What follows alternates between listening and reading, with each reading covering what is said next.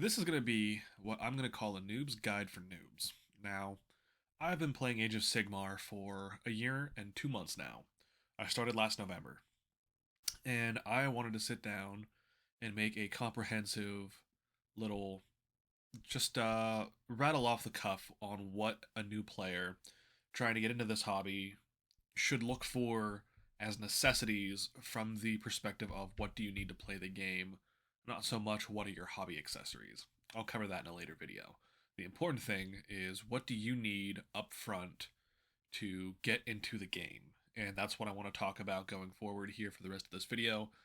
And just to try to help new players like myself that year ago know what they're going to absolutely need as an upfront intro and what they're going to not really need to be concerned about just coming into it and getting started. Now, maybe some surprise, there are some things that you think you might need that you're ultimately not really gonna really need.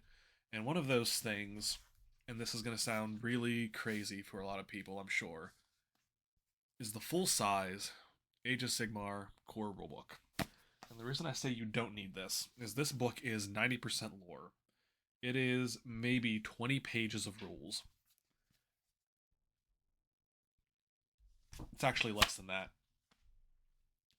Because inside each of these split army boxes, so boxes like Shadow and Pain, Aether War, Soul Wars, Feast of Bones, you get a little core rule booklet,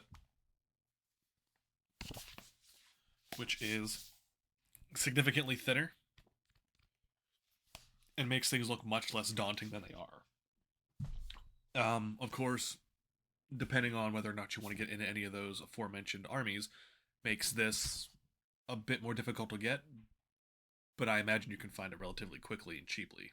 In fact, you can get the core booklet for as low as $6 on eBay right now. So,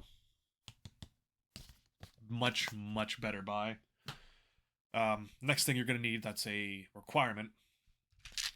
In fact, I would almost call it the first requirement after your army. You need a shit ton of dice. And when I say like a ton of dice, I mean I've got more dice than this. I've accumulated a lot of dice sets, and it almost always feels like I never have enough dice. So, two of these little guys should get you just enough dice to make do and get through everything. And the next die-related object you're probably going to want to get, you're going to want to try to locate a spin-down counter. Now, a local hobby shop may have these for sale if they do a lot of Magic the Gathering. I've seen these go for as low as 10 cents per, and odds are if you play Magic, you have a handful of these hanging around.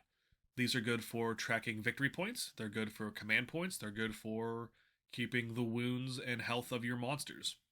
Spin down counter, also pretty nice to have.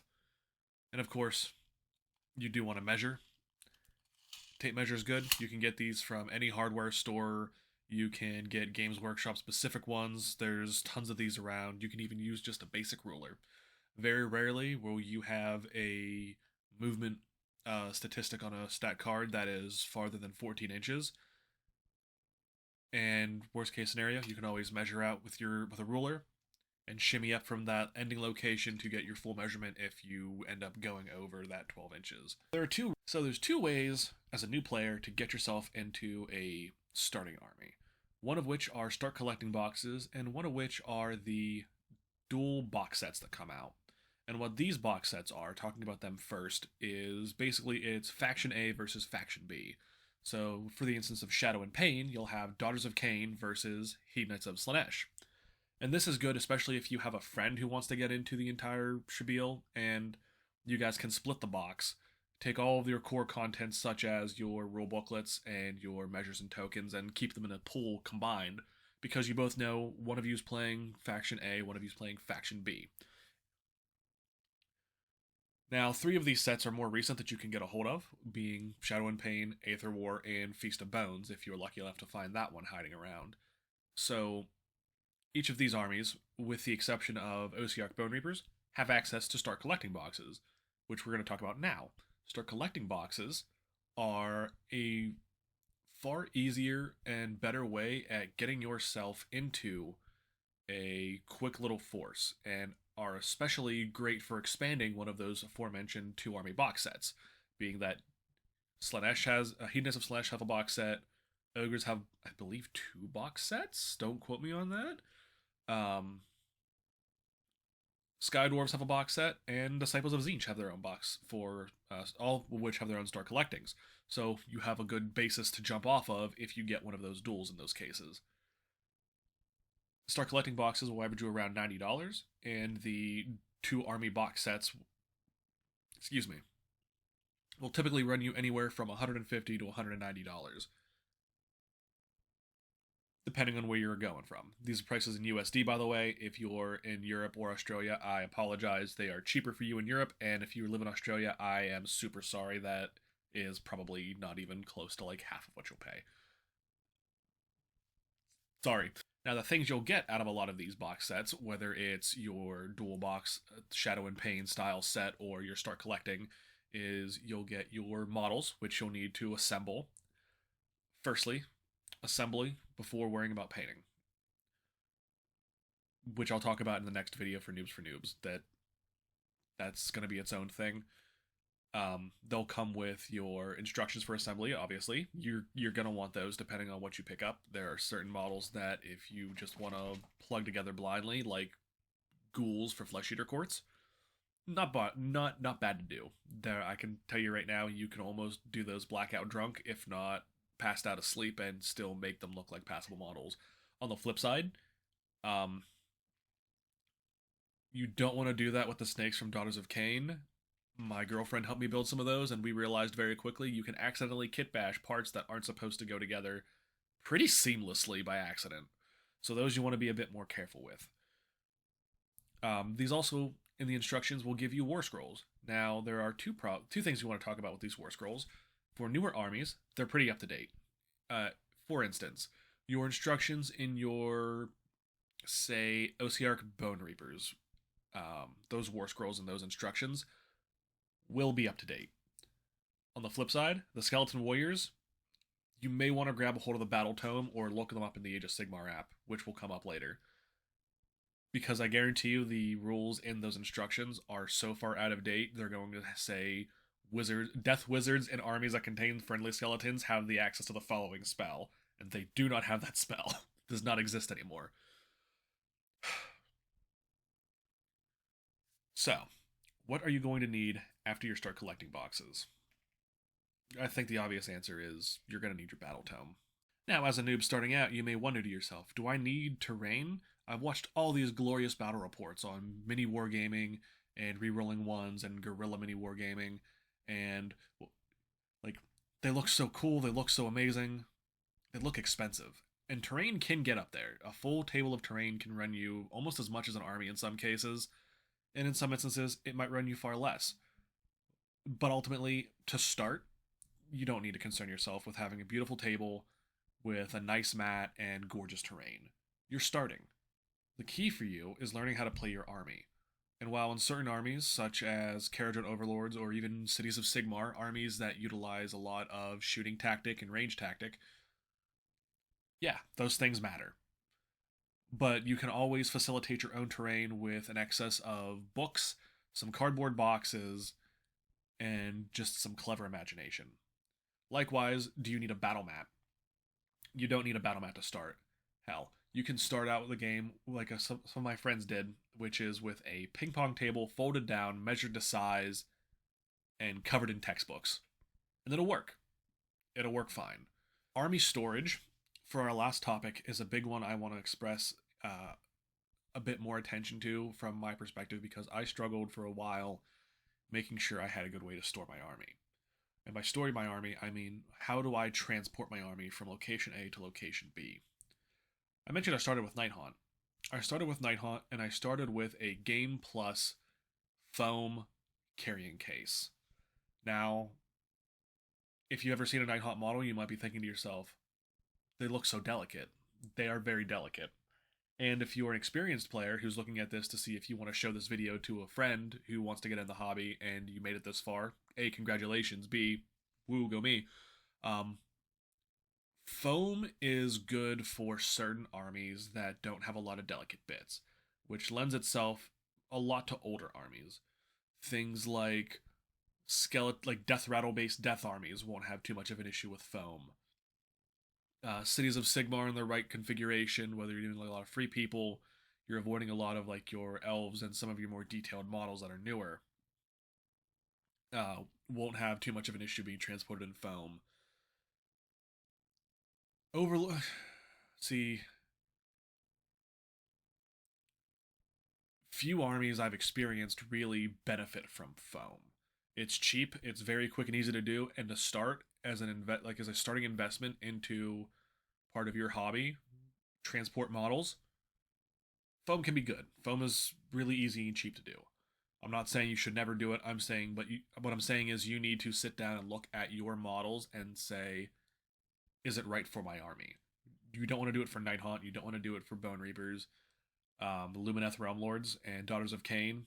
Especially if you're running Sisters of Slaughter, anything with thin, long bits, whether they're whips or spears, you want to be careful with. I mean, the only spear models I can think of I would be willing to put in my foam cases now are things like the Dread Spears for Darkling Covens. I don't know if I would do this with any other spearmen, with some exceptions I may not have encountered yet. That being said, my solution to this was I moved into a table war case. Now, I'm not going to talk about what table war is until I tell you how to do it the same way, a bit more economically, which I haven't done because I invested in the case. Table war cases are a magnetic transport structure. All you do is you take your models, you put a little magnet on the base, fits flush, and all that does, of course, that's not magnetic. All it does is it sits with the magnet onto a little metal plate and it holds the model still. Why do I not have a single piece of metal nearby I can attach this to? Oh well. The way you can do this much cheaper than getting getting an actual tableware case is if you get yourself a nice plastic storage bin, a metal sheet to size, insert it, magnetize your bases, and drop your models on the magnetic sheet, and you're good to go.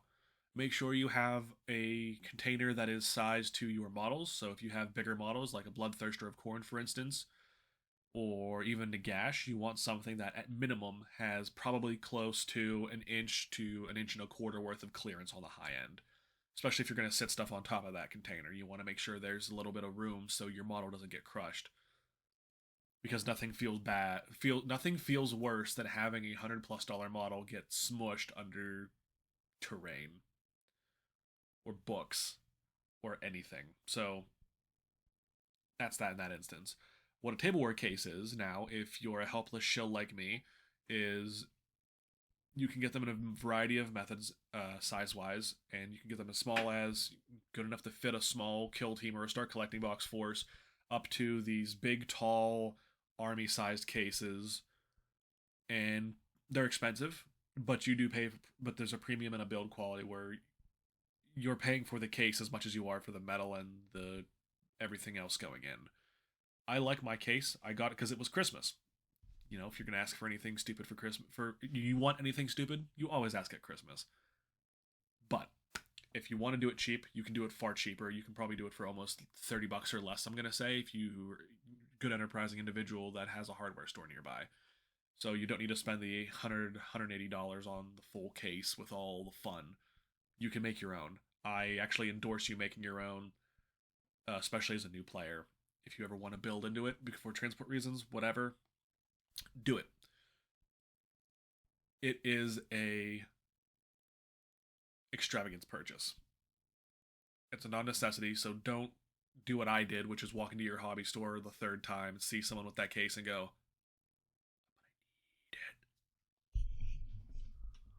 I need it. You don't need it. Or maybe you do. It's an extravagance purchase. If you can swing it, swing it. If you don't worry about it. Don't feel worse for not having the cool thing that someone else has. Now to wrap this up in summation, you don't need the full size core rulebook. The booklet you'll get from any number of sources is far better, especially for a new player, because you can open it, put it on the what are the faces of the game section, and you can always follow through it very quickly. You do need your battle tome. in some variation, whether it's a digital version or a hard copy. And having access to the Age of Sigmar app is also a good resource for having access to your war scrolls, your opponent's war scrolls if questions come up, if there's a text-based reading situation. Dice, you want dice. You want a ton of dice. You need lots of dice. Maybe not as many dice as I have, but you need at least 2 sets of nice dice. A spin down counter or a d12 is nice to have, and some way of measuring distance in inches, whether that be a tape measure or a ruler, is an exceptional thing to have. And anything you purchase, whether you get a nice little cheap one or you go an extra mile and buy yourself something slightly nicer, you'll get as much. You will exceed your money's worth in this little item over anything else in this game. Far over anything else. Now, that's going to wrap up our video for today. I hope you enjoyed it. If you did, please consider giving us a like, and if you want to see more content from us here at Scrub Corner, subscribe. If you have any questions or contest any of my opinions in the video, which you're free and welcome to do so, I encourage it, please leave a comment down in the comment section below, and I'll be happy to answer and debate and whatever. I got nothing but time, folks. You have a good one. Thank you for joining us, and I hope you look forward to the next video. See you, Scrubs.